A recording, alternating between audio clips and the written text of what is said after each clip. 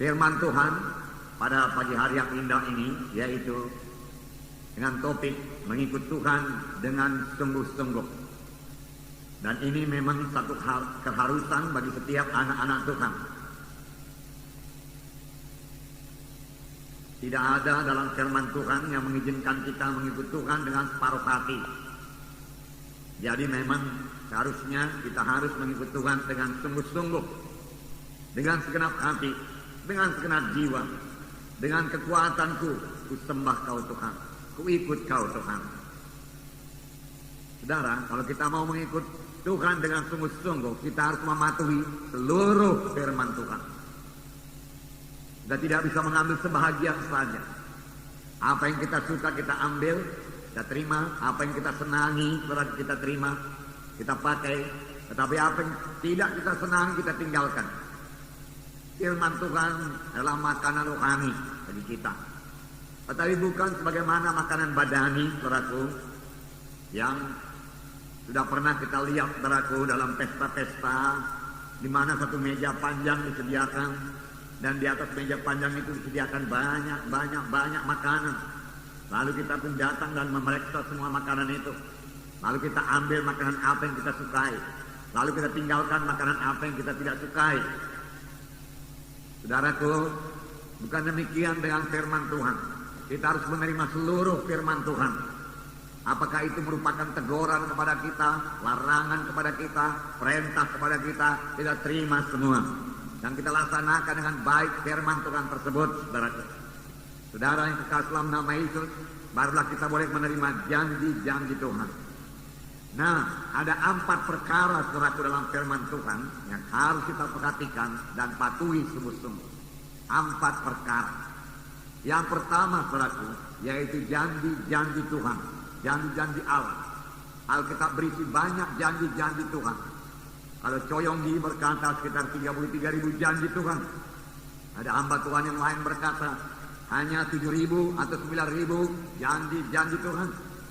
Puji Tuhan, walau 7.000, walau 9.000 itu cukup banyak.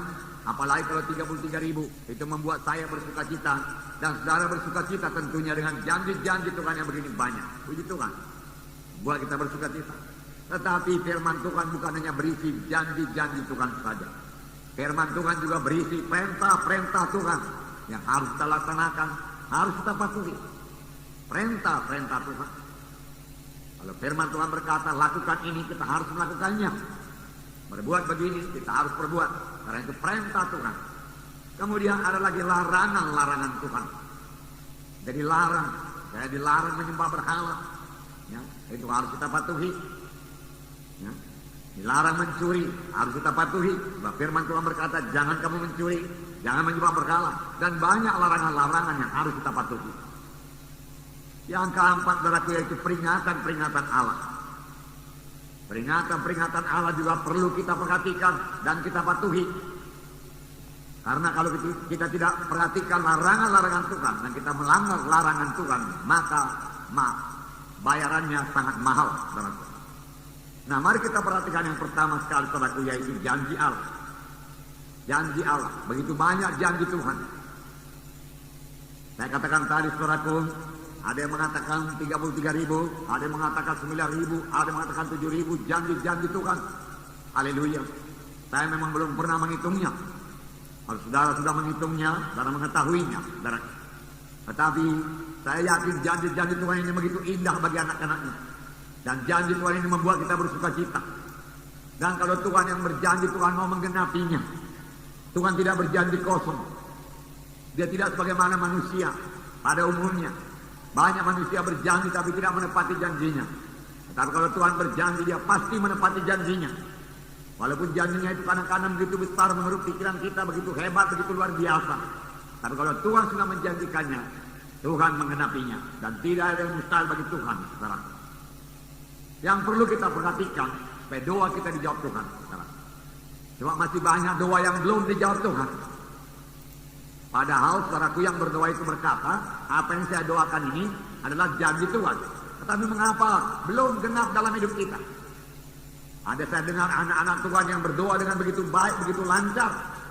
Dan dia mengutip banyak firman Tuhan, tetapi tidak jaya dalam hidupnya. Di manakah kesalahannya ini?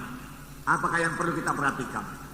Yang pertama sekali, saudaraku, kita perlu memperhatikan kepada siapakah janji Tuhan itu diberikan. Apakah kita termasuk di dalamnya apa tidak? Kalau kita tidak termasuk dalam janji Tuhan tersebut, maka janji itu tidak akan bisa kita minta. Kita minta pun tidak akan genap. Misalnya saya berkata kepada saudara, siapa di antara saudara yang berumur 50 tahun ke atas, saya mau memberikan sebuah Alkitab kepada saudara. Tidak semua saudara akan menerima Alkitab. Mengapa? Karena tidak semua saudara berumur 50 tahun ke atas.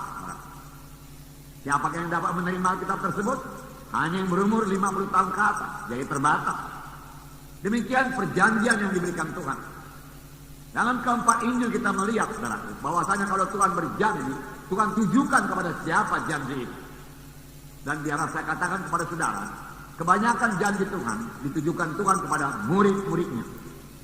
Pada murid-muridnya. Ada yang berkata, saudaraku, dan dia menghitung, saudaraku, ayat-ayat yang diucapkan Tuhan Yesus. Saudara, ayat-ayat yang diucapkan Tuhan kepada murid-muridnya berjumlah 900 ayat lebih. Dan ayat-ayat yang diucapkan Tuhan kepada orang lain pada umumnya, misalnya orang Farisi, Saduki, saudaraku, dan yang lain-lain, kurang daripada 900 ayat. Jadi Tuhan Yesus lebih banyak bicara kepada murid-muridnya daripada kepada orang luar. Ini juga satu pelajaran kepada kita. Kalau saudara pemimpin SKS, wakil sektor atau wilayah, nah saudara mau memuridkan saudaraku, anggota saudara, maka saudara perlu banyak bicara dengan dia. Sama sebagaimana Yesus, banyak bersama-sama dengan murid-muridnya dan banyak mengajar murid-muridnya. Bahkan Tuhan lebih banyak bicara kepada murid-muridnya daripada kepada orang luar.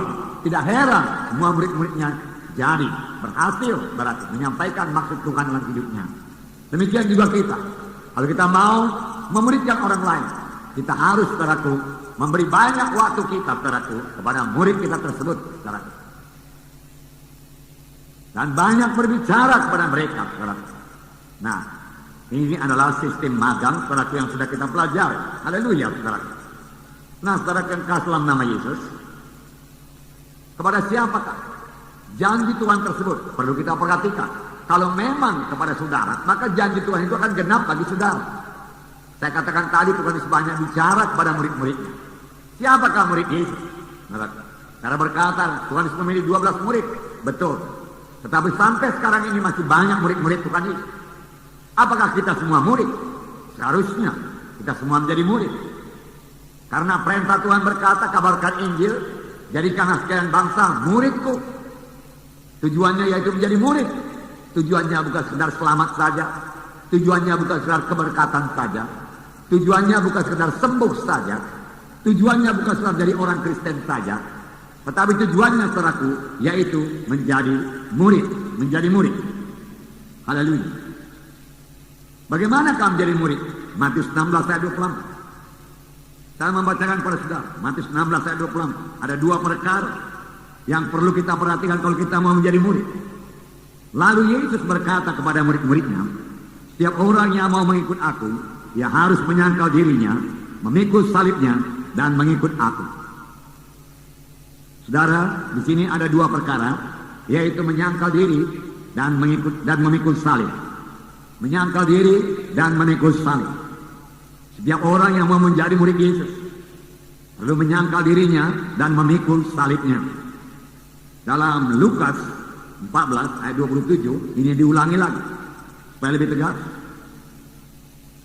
Lukas 14 ayat 27 saya membacakan pada saudara. Barang siapa tidak memikul salibnya dan mengikut aku, ia tidak dapat menjadi muridku. Nah, barang siapa tidak memikul salibnya dan mengikut Yesus, ia tidak dapat menjadi muridku. Tidak dapat menjadi muridku. Kalau firman Tuhan berkata tidak dapat, itu berarti tidak dapat. Dua perkara harus kita genapkan kalau kita mau menjadi murid Yesus. Menyangkal diri, mengangkat salib. Menyangkal diri, mengangkat salib. Kalau kamu tidak menyangkal diri dan tidak mengangkat salib, kamu tidak dapat menjadi muridku. Dua perkara.